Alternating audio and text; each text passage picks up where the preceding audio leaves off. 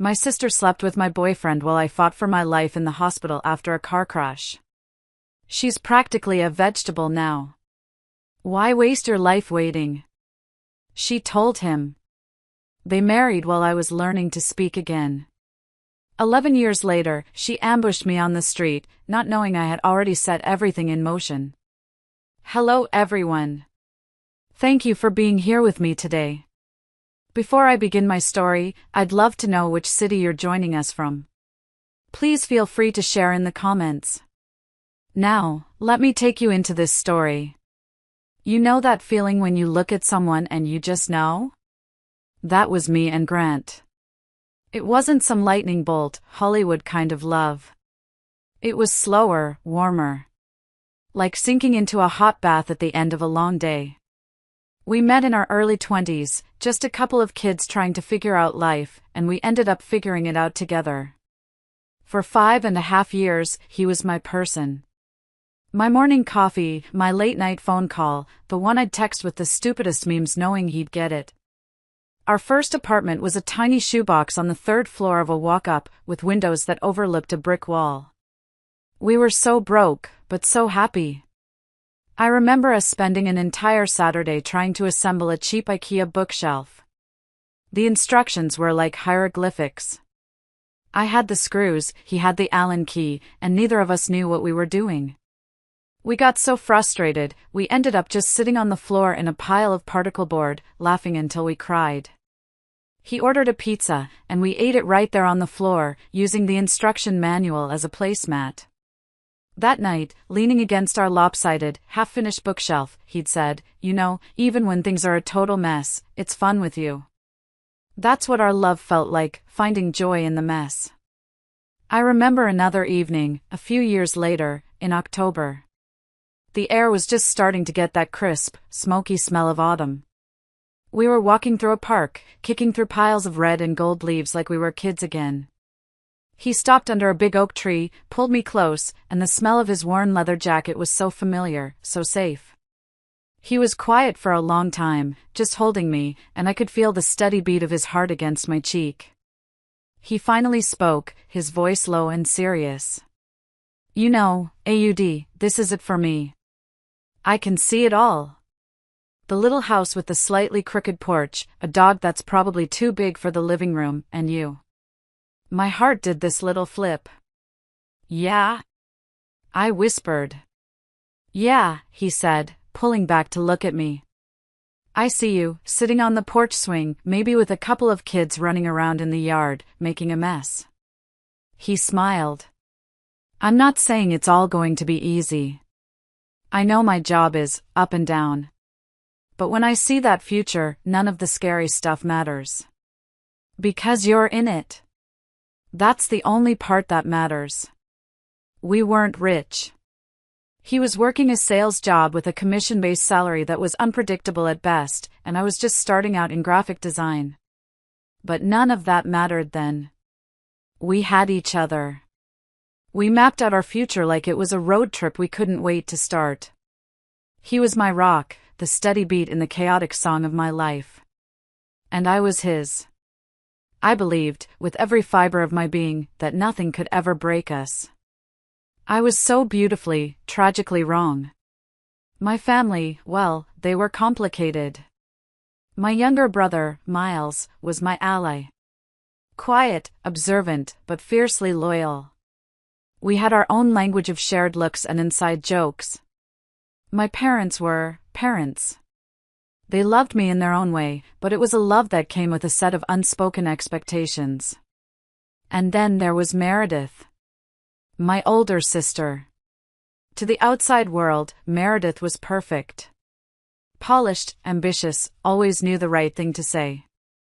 She had a good job in finance, a meticulously clean apartment, and a 5-year plan. She was the daughter my parents bragged about at dinner parties. Our relationship was fine. We weren't the kind of sisters who shared clothes and secrets.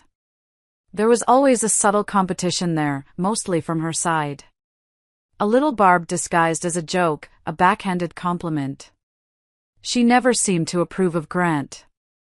Not openly, of course. That wasn't her style. It was more in the little things. We'd be at my parents' house for Sunday dinner. The smell of pot roast would fill the air, and everyone would be laughing. I'd catch Grant's eye across the table and we'd share a small, secret smile. And Meredith would see it. Her own smile would tighten, just for a second.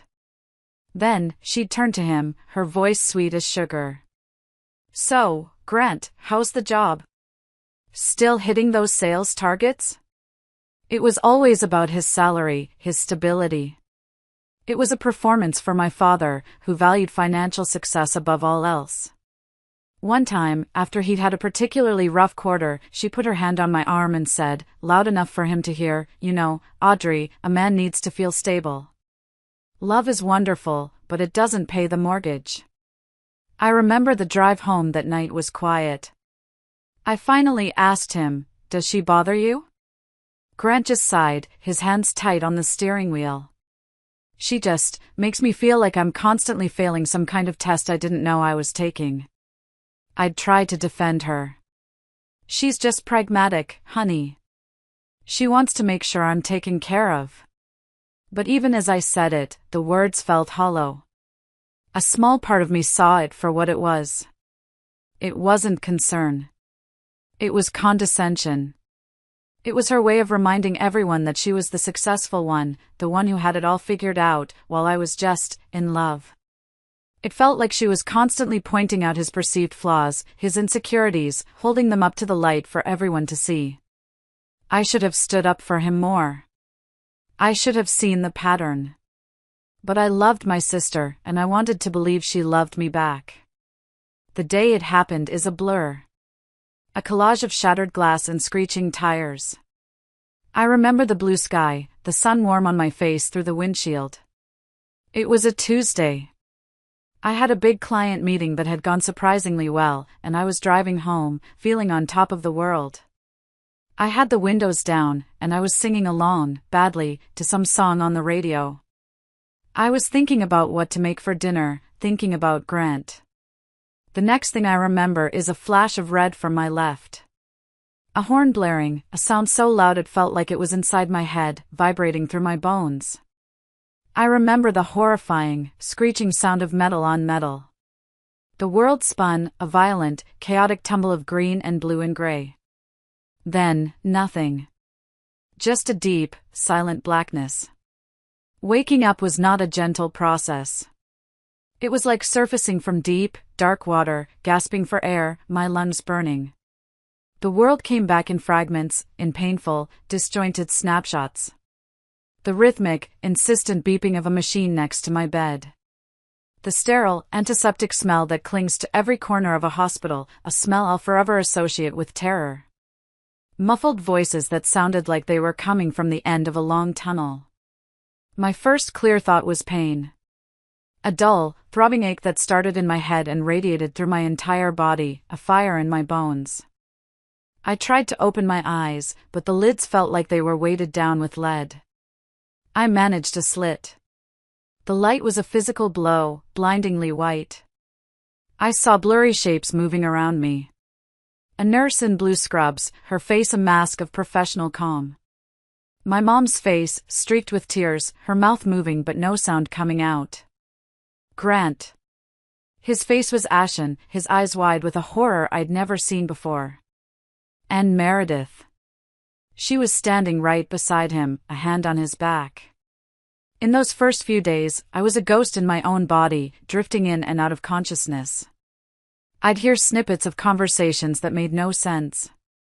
TBA, traumatic brain injury, swelling in the frontal lobe, long road to recovery, we don't know the extent of the damage yet, the words were just noise. My brain felt like a broken radio, catching only static and bits of phrases. One time, I came to for a moment and saw Meredith whispering something to Grant. He looked lost. Devastated. I thought she was just being a supportive sister-in-law-to-be. I was so naive. I remember the doctor standing at the foot of my bed, a clipboard in his hand, his face grim. He was talking to my family, but his words seemed to float right over to me, each one a tiny, sharp stone. The next few weeks are critical. Her cognitive functions could be affected. Physical therapy will be extensive. It's going to be a long and uncertain journey. Uncertainty. That was the word that hung in the air, thick and suffocating. It was the word that planted a seed of fear in Grant's heart. A seed that my sister was only too happy to water. I didn't know it then, of course. I was floating in a fog of pain medication and confusion, my days a meaningless cycle of nurses checking my vitals and my family's worried faces floating above me. But later, after everything came out, after the dust had settled and the truth was laid bare, I pieced it all together. I replayed every memory, every overheard whisper, and I finally understood what my sister did while I was lying in that hospital bed, fighting just to remember my own name. She saw her opportunity. She saw Grant, terrified and broken, watching the woman he loved reduced to a fragile, damaged version of herself, struggling to speak. And she moved in. Not like a vulture, but like a savior. She was the strong one, the stable one. She was there every single day, a pillar of calm competence. She brought him coffee. She learned the nurses' names. She talked to the doctors, asking sharp, intelligent questions, and then translated the medical jargon for my distraught parents. She handled the mountain of insurance paperwork. She made herself indispensable. And then, when she had earned his trust, she started her real work. It wasn't a single conversation. It was a slow, insidious poisoning of his mind, a campaign of psychological warfare waged in quiet waiting rooms and sterile hospital corridors. It was a masterpiece of manipulation. I can almost hear her voice, calm and reasonable, as she sat next to him, the smell of burnt coffee hanging in the air. "Grant, you have to be realistic. The doctors said it's uncertain. What if she's never the same person she was? Have you thought about that?" She would let that hang in the air, a terrifying possibility. Then, a day or so later, another little drop of poison. "You're so young. You have your whole life, your career, ahead of you. This is a lifetime of care. Are you prepared for that?" She made it sound like a question of logistics, of practicality. But it was a question designed to breed terror. She painted a picture of a bleak future for him. A future where he was a full-time caregiver, his dreams sacrificed at the altar of my recovery. His own financial instability, his shaky salary, became her weapon. How could you possibly afford the kind of care she's going to need? It's not fair to you. It's not fair to her, to be a burden on you like that. She made it sound like she was concerned for him. For me. But she was carving out a space for herself in the wreckage of my life. And Grant, in his weakest, most terrified state, started to listen. He saw the mountain of medical bills, the endless therapy sessions, the woman he loved struggling to form a sentence, and he was scared. Meredith didn't offer him comfort. She offered him an escape. The final step in her plan was the most depraved. She had chipped away at his loyalty, filled his head with fear and doubt. Now, she offered herself as the solution. She wasn't just an escape, she was a promotion. A life upgrade. A secure future, free of the messy, unpredictable reality of my recovery. I can picture the scene so clearly it makes my stomach turn. It's one of those long nights in the sterile hospital waiting room. The lights are buzzing overhead, the coffee is burnt, the chairs are molded plastic and deeply uncomfortable. He's probably staring at the scuffed linoleum floor, his mind a whirlwind of guilt and fear. And she's there, a calm, steady presence beside him. She probably put her hand on his knee, a gesture of comfort that was anything but. "Grant," she would have said, her voice soft and full of manufactured sympathy. "You deserve happiness. You deserve a partner who can stand beside you, not one you have to carry through life. You can't set yourself on fire to keep someone else warm." She'd use these little therapy speak phrases to make her poison sound like wisdom. And then, the final, venomous offer. "I can be that for you," she'd whisper, leaning in closer. I'm stable. I have a great career. I can help you. We could build a real life together. A good life. A life without all this sickness. You wouldn't have to worry about money, or your career, or any of this. And in that moment, she sealed his fate. And mine. The physical betrayal was just a symptom of the deeper sickness. They started sleeping together. He told me later it just happened, as if it were a weather event. But it didn't just happen. It was a calculated move. It was the consummation of her conquest, a way to bind him to her with a new layer of secrets and shame. It wasn't about love or passion. It was a transaction. A hostile takeover of my life. She saw vulnerability, and she exploited it with surgical precision. She took his fear and his weakness and twisted them into a decision. He convinced himself it wasn't a betrayal, but a mercy. A sad necessity. He chose the easy path she paved for him with her lies and ambition. He agreed to her plan. He agreed to leave me, the broken thing in the hospital bed, and marry my sister. The perfect, polished, whole version of what a partner should be. While I was oblivious, floating in my medicated haze, my brother Miles was watching. He's always been the quiet one in the family, the one you almost forget is in the room. But he doesn't miss a thing. His silence is not emptiness, it's observation. And he started to notice the little things that were wrong, the subtle shifts in the atmosphere that everyone else was too distraught to see. He noticed how Meredith would answer questions for Grant when a doctor came by. How she'd put a proprietary hand on his arm when my mother was crying. He noticed the way they'd fall silent when you walked into the waiting room, a sudden, guilty stillness. At first, he probably thought it was just the stress of the situation, two people leaning on each other in a crisis. But the feeling that something was deeply, fundamentally wrong wouldn't go away. It was a splinter in his mind. The breaking point came about a month after my accident. He went to Meredith's apartment to pick up some mail for our parents that had been sent there by mistake. She wasn't home, but she'd told him where the spare key was hidden. He let himself in, the air in her apartment cool and smelling faintly of lavender. And there, on her polished granite kitchen counter, sitting right next to a pile of bills, was a catalog from a high-end jeweler. It was open to a page of classic diamond solitaires, the corner of the page neatly folded down. He told me later that his first thought was confusion. Who was she engaged to? She hadn't mentioned anyone. Then, a cold dread washed over him. It started in his stomach and spread through his whole body. He started connecting the dots. The whispers in the hospital, the way Grant avoided his eyes for the past few weeks, the sheer amount of time they were spending together, alone. It couldn't be. It was too monstrous, too much like a twisted soap opera. He didn't wait. He didn't second-guess himself. He drove straight from her apartment to the hospital, his knuckles white on the steering wheel. He found Meredith in the cafeteria, calmly stirring a cup of tea, looking perfectly composed. He sat down opposite her and put the key to her apartment on the table between them. He just looked at her, his gaze unwavering. "What's going on, Meredith?" he asked, his voice low and steady.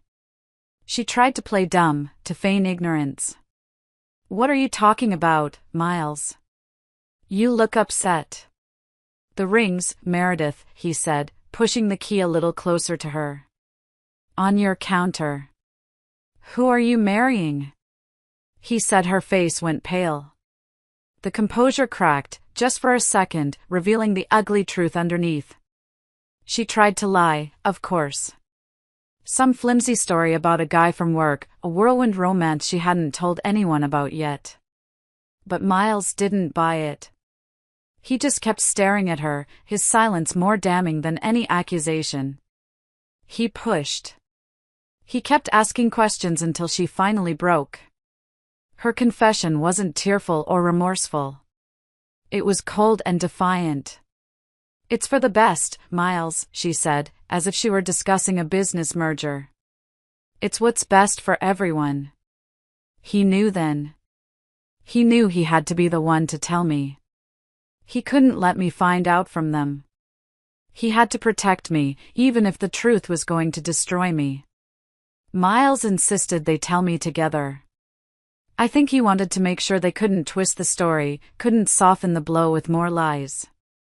He wanted to be a witness. By this point, about 6 weeks after the accident, I was more lucid. The fog had started to lift, though my world was still a confusing jumble of physical therapy and speech exercises. I could hold a conversation, but my thoughts were slow, like wading through thick mud. Simple tasks were exhausting. They came into my room one afternoon. I remember it so vividly. The sun was streaming through the window, making little dust motes dance in the air. I had just finished a grueling session with a physical therapist and was resting. It felt so peaceful, so normal. Miles stood by the door, his arms crossed, his face a grim mask. He was a sentinel, guarding what was left of my life. Meredith and Grant sat in the 2 uncomfortable vinyl chairs next to my bed. Grant wouldn't look at me. He just stared at his hands, twisting them in his lap as if trying to wring the guilt out of them.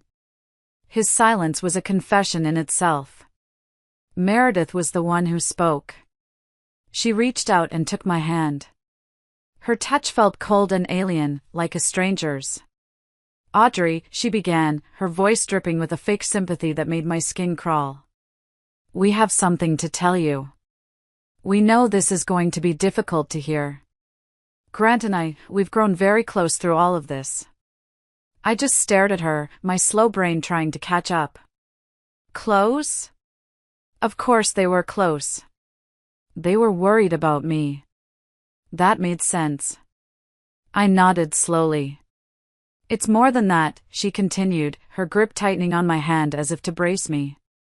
"We've spent so much time together, worrying about you, and we've realized we're in love." The words didn't register at first. They were just sounds, disconnected from meaning. Love? But Grant loved me.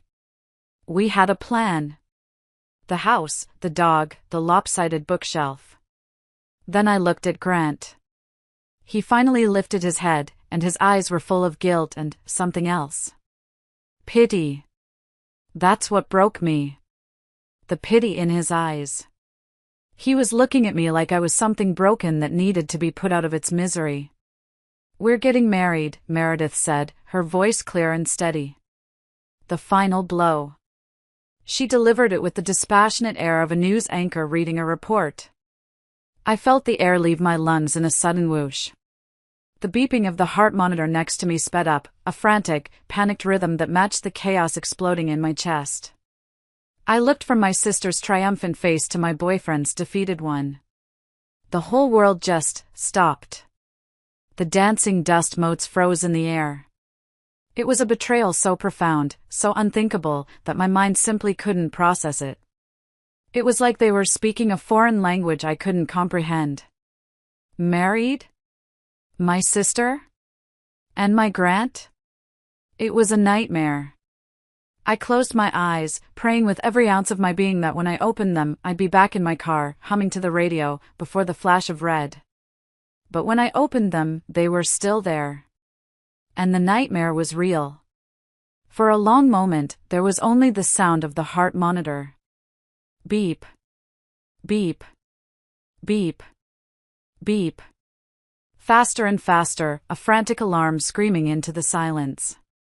A nurse peeked her head in, her face a mask of concern, but Miles just gave a slight shake of his head, and she backed away, closing the door softly. My first coherent thought wasn't rage. It was a deep, bone-chilling cold. A numbness that spread from my chest out to my fingertips, as if my body was shutting down. I pulled my hand out of Meredith's. Her skin felt slick and foreign. I looked at Grant. I finally found my voice, and I was surprised at how steady it sounded, how devoid of emotion, even though everything inside me was shattering into a million tiny pieces. "Get out," I said. He opened his mouth to say something, probably another pathetic, pre-rehearsed apology. I could see the words forming on his lips. "No, I cut him off, the word sharp like a shard of glass. Don't say another word to me. Not one. Just get out. Meredith tried to intervene, to play the role of the reasonable adult. Audrey, be reasonable. We know this is a shock. We wanted to tell you in person because we respect you. Reasonable? The numbness was starting to burn away, replaced by a hot, white-hot fury that licked at the edges of my shock. Respect me? I let out a sound that was half laugh, half sob. I looked at her, really looked at her, and for the first time in my life, I saw the predator behind the perfect, polished mask. You stood in this room, day after day, you held my hand, you told me I was strong, all while you were sinking your claws into my life and stealing it from me. There is nothing reasonable about that. I turned my full attention back to Grant. His face was a mess of shame and cowardice. Our future? The house, the dog? The lopsided bookshelf? Was any of it real? Or was it all just something to say? He just shook his head, unable to speak, tears welling in his eyes. But his tears meant nothing to me. They were for him, not for me. Get out, I repeated, each word a heavy stone I was throwing at them. Both of you. Get out of my room. Get out of my sight. Get out of my life. They finally stood up.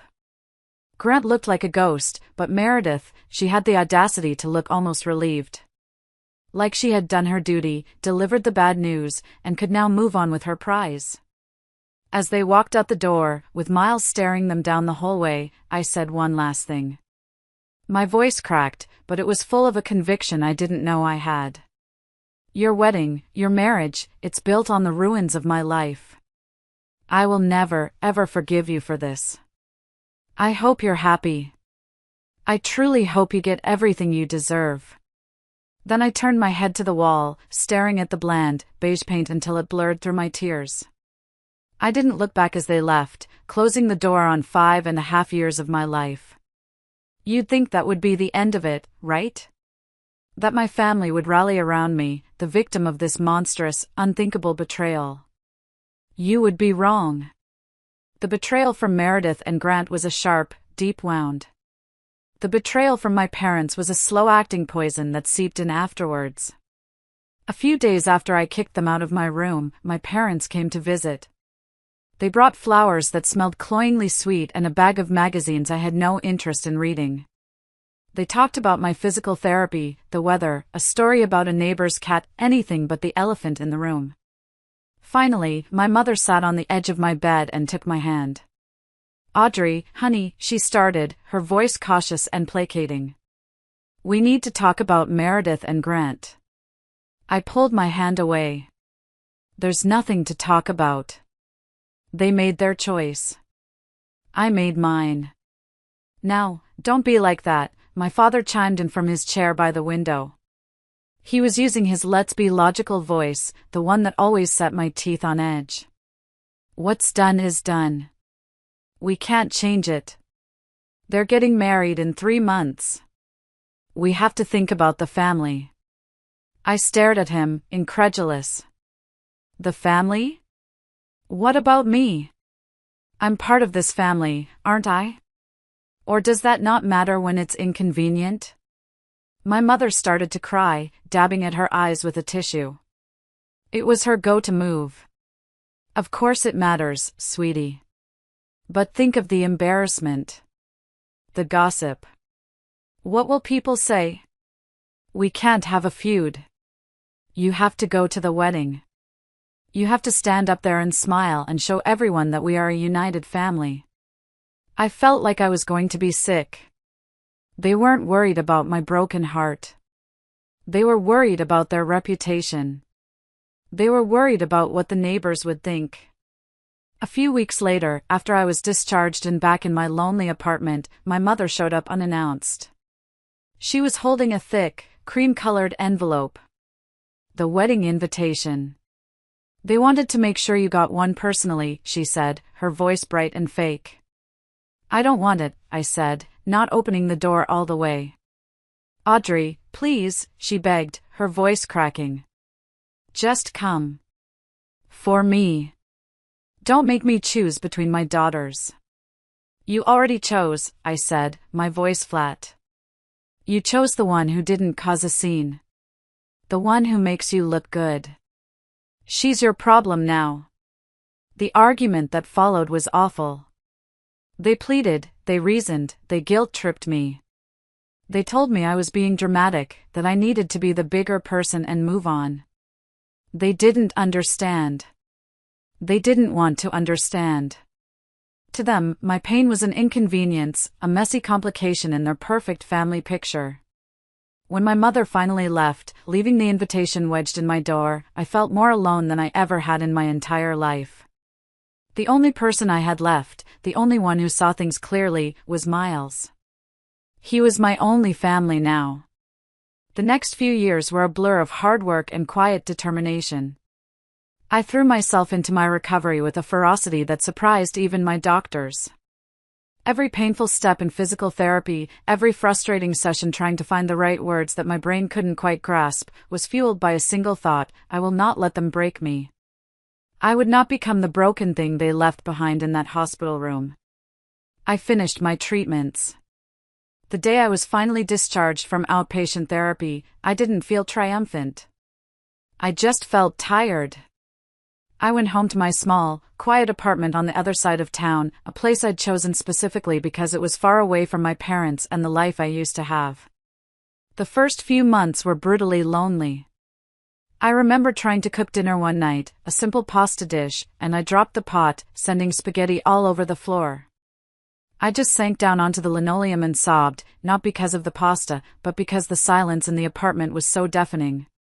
Slowly, painfully, I built a new life. I went back to work, taking on small freelance projects at first, then eventually finding a full-time job at a small design agency. I made new friends.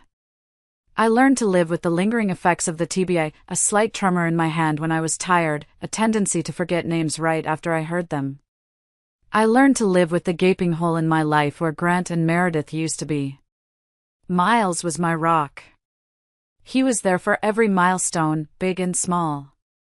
He helped me move, his quiet presence a comfort among the chaos of boxes. He came over for pizza on Friday nights when the loneliness was too much, and we'd watch dumb movies until one of us fell asleep on the couch. He listened without judgment. He never once told me I should get over it. He just let me be. About 4 years after the accident, a friend from work dragged me to a party. I almost didn't go. The idea of small talk in crowds was exhausting. But I went. And that's where I met David. He was kind and patient and funny, with laugh lines around his eyes. He didn't seem intimidated when I struggled to find a word. He just waited. On our third date, I told him everything. I laid it all out, the whole ugly story, expecting him to run. He listened, his expression never changing, and when I was done, my voice hoarse, he just took my hand and said, "They don't deserve to have any more power over you." We got married 2 years later. It was a small, simple ceremony in a public garden. Miles walked me down the aisle. My parents came, but there was a strained politeness between us that never went away. Meredith and Grant were not invited. I heard through the family grapevine that they had 2 kids, a boy and a girl. They'd bought a big house in the suburbs. On paper, they had the perfect life. Sometimes, at night, I'd wonder if he ever thought about me. But I learned to push those thoughts away. I had my own life, a good life. I was happy.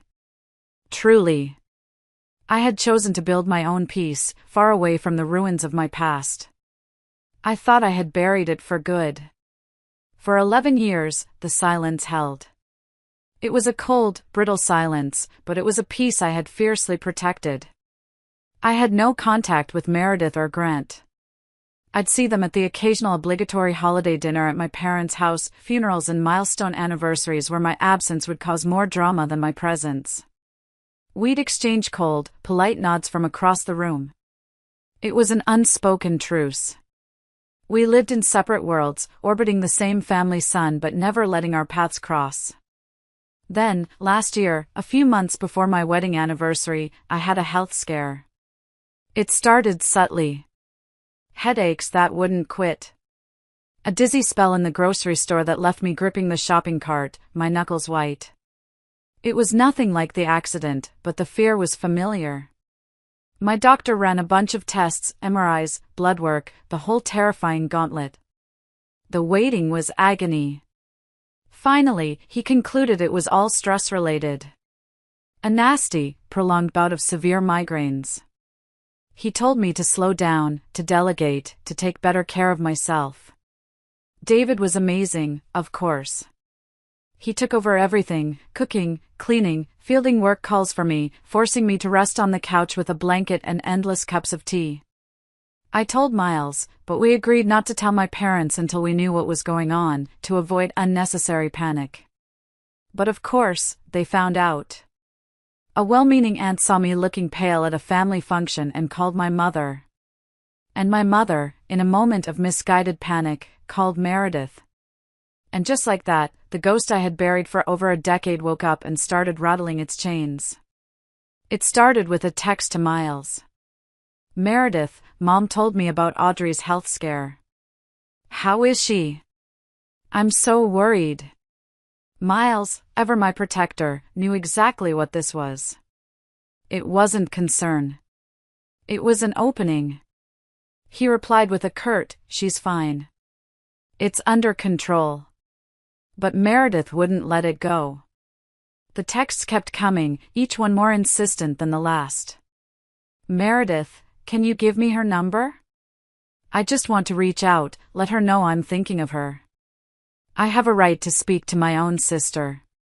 Miles, no. Meredith, Miles, this is ridiculous. We're family. Life is too short for this. What if something serious had happened? I need to know these things. Miles sent her one last message, his anger palpable even through the text. You lost that right 11 years ago when you decided you weren't her sister anymore. Leave her alone. Then he blocked her number. I thought that would be the end of it. But I had forgotten how relentless my sister could be when she wanted something. She couldn't get to me through Miles, so she decided to take a more direct approach. She knew David and I usually had dinner at Miles's house on Friday nights. It was our weekly tradition. And she decided to use that knowledge to set a trap. It was a cool evening in early April, the kind of night that feels full of promise. David and I were leaving Miles's house, walking down his familiar, tree-lined street. We were laughing about some stupid joke Miles had made, my hand tucked into the crook of David's arm. The streetlights cast a warm, yellow glow, and the air was filled with the sweet smell of blooming jasmine from a neighbor's yard. It felt peaceful. Safe. The health scare was behind me, and life felt good again.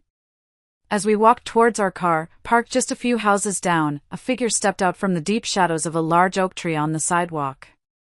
It happened so fast. One moment, there was just the empty sidewalk, and the next, she was there. My laughter died in my throat. My whole body went cold, a sudden, shocking iciness that had nothing to do with the night air. It was Meredith. 11 years had passed, but she looked almost the same. A little older, a few fine lines around her eyes that her expensive creams couldn't hide, but still perfectly put together.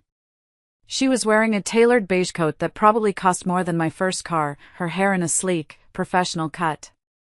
She looked like she had just stepped out of a boardroom. Audrey, she said, her voice smooth and practiced, as if we had just spoken yesterday. As if she had every right to be there, waiting for me in the dark. David instinctively stepped slightly in front of me, a subtle, protective gesture. His whole body had gone tense. Meredith, he said, his tone polite but firm as granite. I don't think this is a good idea. You should go. I just want to talk to my sister, she said, completely ignoring him, her eyes fixed on me. It was like he wasn't even there. I was so worried when I heard you were sick. Why didn't anyone tell me? I was out of my mind. The audacity of it stole my breath. The performance of it all. The concerned sister, wringing her hands with worry. She was trying to frame this as if she were the victim. The loving family member who was cruelly kept in the dark. "I'm fine, Meredith," I said, my voice tight, each word a struggle. "And we have nothing to talk about. Please move." I started to walk around her, pulling David with me, but she moved to block my path, her body rigid. "Yes, we do," she insisted, her voice losing its smooth edge and gaining a hint of desperation, of demand. "It's been 11 years. It's time to put this behind us. For the family. For my kids. They ask about their aunt, Audrey. They deserve to know their family." That was it. That was the line that snapped the fragile thread of my composure. Her kids. She was going to use her children, the children she had with my ex-boyfriend, as emotional leverage to force her way back into my life. The quiet peace I had spent a decade building was being threatened by the very person who had shattered it in the first place. And I wasn't going to let that happen. "My kids deserve to know their family," Meredith pressed on, her voice rising with a self-righteous indignation that made my blood run cold. She took a step closer, invading my space. "They see pictures of you from before, when you were kids. They ask why Aunt Audrey never comes to their birthdays, why she's not at Christmas. What am I supposed to tell them, Audrey? What lies do I have to make up because you're holding a grudge from over a decade ago?" I just looked at her. The sheer, unadulterated selfishness of her words was breathtaking. This wasn't about her kids. This was about her. She wasn't here for me. She wasn't worried about my health. She was here for herself. This was about sanitizing her past, creating a neat, tidy family narrative for her children, and I was the one messy detail she needed to erase. She wanted absolution without apology. "You're unbelievable," I said, the words coming out in a low, dangerous whisper that was all the more powerful for its quietness. "No, what's unbelievable is your stubbornness," she shot back, her voice growing louder, sharper. She was losing control of the narrative, and she hated it. "I made a mistake, okay? I admitted it. I was young and stupid. Grant was lost. We made a mistake. But it's been 11 years. People go through messy divorces with lawyers and custody battles and handle things more gracefully than this. You've moved on. You're happy. You have a wonderful husband. Why can't you just let it go? You need to, for your own good.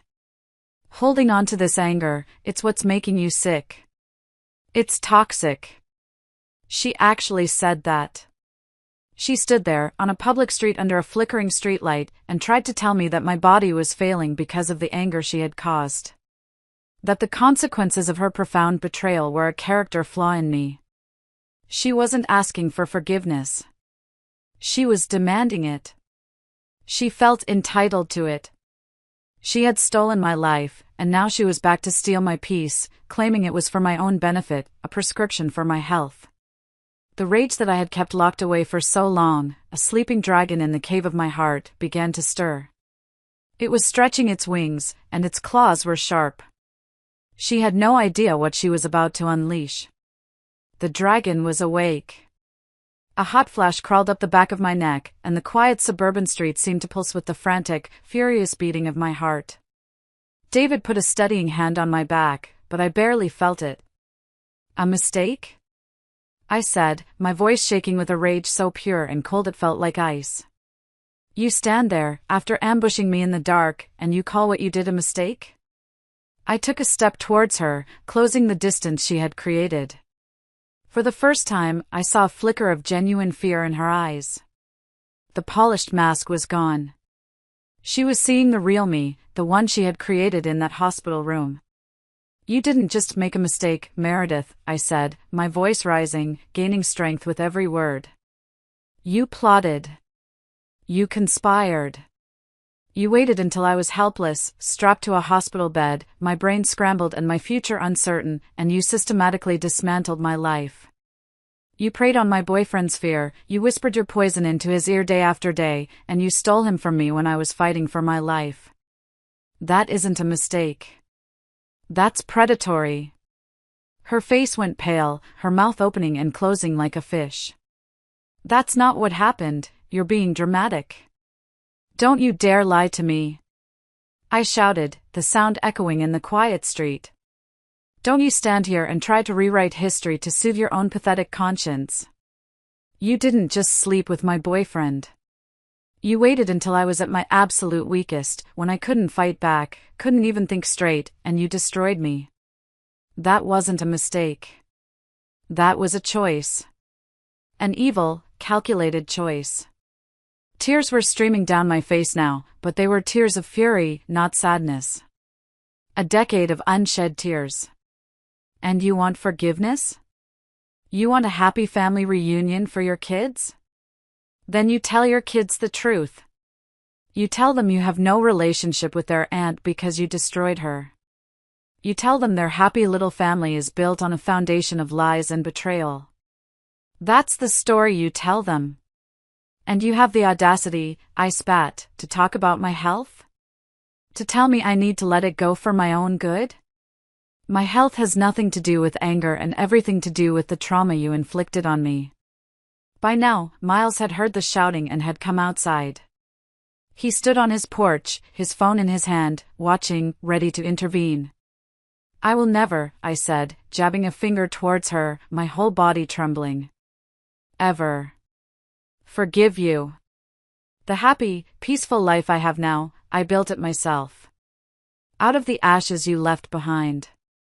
You are not entitled to one single piece of it. You are not entitled to my forgiveness. You are not entitled to my peace. Now get away from me. She was speechless, her perfect composure shattered. She just stood there, gaping at me. Miles came down the steps, his face grim. You heard her, he said to Meredith, his voice cold as steel. It's time for you to go. When she didn't move, just stood there frozen, he raised his phone. Or I can call the police and have you removed for trespassing and harassment. Your choice. That finally did it. The threat of public humiliation. She shot me one last look of pure hatred and scurried back to her expensive car, driving off into the night. As the red taillights disappeared, I finally let out a breath I didn't realize I'd been holding for 11 years. If you're still listening to this, please, do me a favor. Help me out by liking this video and just comment with the number 1 down below. It lets me know you gave me a like, and it tells me you're here with me on this journey. Your support means more than you know. It truly does. Just comment with the number 1, and then I'll tell you the very last part of my story. The aftermath of the confrontation was surprisingly quiet. Meredith didn't try to contact me or Miles again. There were no angry texts, no dramatic voicemails. I think, for the first time, she understood that some doors are meant to stay closed forever. The finality in my voice had finally gotten through to her. The only fallout was the inevitable and exhausting phone call from my parents. My mother called the next day, her voice trembling with disappointment. Audrey, Miles told us what happened, she said. I can't believe you had him call the police on your own sister. Your own flesh and blood. I was too tired to be angry anymore. I sat on my couch, the morning sun streaming in, and I just felt weary. Mom, she ambushed me on the street. She was screaming at me. She refused to leave. What did you expect us to do? But she was just trying to make amends. She feels terrible, my mother insisted. You have to be willing to meet her halfway. What happens when we're gone? At our funeral, are you two just going to stand on opposite sides of the room and glare at each other? What about the inheritance? The house? This feud is going to tear everything apart. There it was. The real fear. Not our relationship, but the logistics of their death. The messy details of their will. I took a deep breath, and a strange sense of calm washed over me. Mom, the family was torn apart 11 years ago. I'm just living with the reality of it. My relationship with her is over. It has been for a long time. And honestly, I don't care about the inheritance. You can leave it all to her. I don't want it. I want peace. That's all I want. And my peace exists in a life where she is not in it. Nothing is going to change that. Not a funeral, not a house, nothing. There was a long silence on the other end of the line. I knew I had hurt her, but it was a truth that needed to be said. I had spent so many years trying to be the good daughter, the one who smoothed things over. But peace at the cost of my own well-being isn't peace at all. It's surrender. David and Miles have been my true family. They stood by me without question. They never asked me to be the bigger person or to forgive for the sake of appearances. They just loved me and respected my boundaries. Someone once told me that holding on to anger is like drinking poison and expecting the other person to die. For a long time, I believed that. I felt guilty for not being able to forgive Meredith. But now, I see it differently. Forgiveness isn't a requirement for healing. Sometimes, not forgiving is an act of self-preservation. It's acknowledging that what happened was so damaging, so wrong, that there is no going back. It's choosing to protect the peaceful life you've fought so hard to build. I don't owe them forgiveness. But I owe myself peace. And my peace is found in a life where Meredith and Grant are nothing more than ghosts of a past I survived. That is my choice. And it's a choice I will protect, always. Thanks for listening to my story. If you've been through anything like this, or just feel for what I went through, I'd love to hear from you in the comments. And if you think someone else needs to hear this, please feel free to share. It helps to know we're not alone.